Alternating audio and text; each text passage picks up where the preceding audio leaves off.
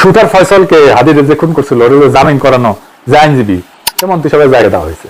উনি এখন হাদি হত্যার মামলা রাজনৈতিক বিবেচনা মামলা হিসেবে বাতিল করে দিবি। দেখেন ওই দিবি এই ছবিটা দেখেন, এই যে কাফন মোড়ানো যে লাশটা দেখিচ্ছেন না, ওর নাম তানজিল জাহান তামিম।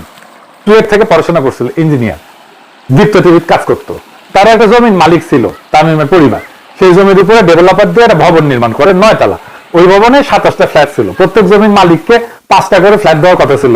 3 জন মালিক ছিল, মানে 3 পাশে 15টা ফ্ল্যাট।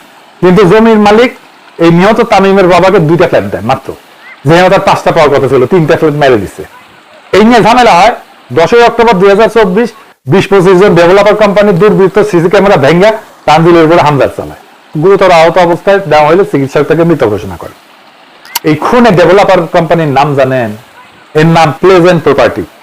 এই কোম্পানির মালিককে জানেন? শেখ রবিউল আলম রবি। তামিম হত্যার 3 নম্বর আসামি ধানের শীষ প্রতীকে ঢাকা 10 থেকে এমপি নির্বাচিত হয়েছে এবং আজকে থেকে সড়ক পরিবহন সেতু মন্ত্রণালয়, রেলপথ মন্ত্রণালয়, নৌ পরিবহন মন্ত্রণালয়ের দায়িত্ব দিচ্ছে তারেক রহমান।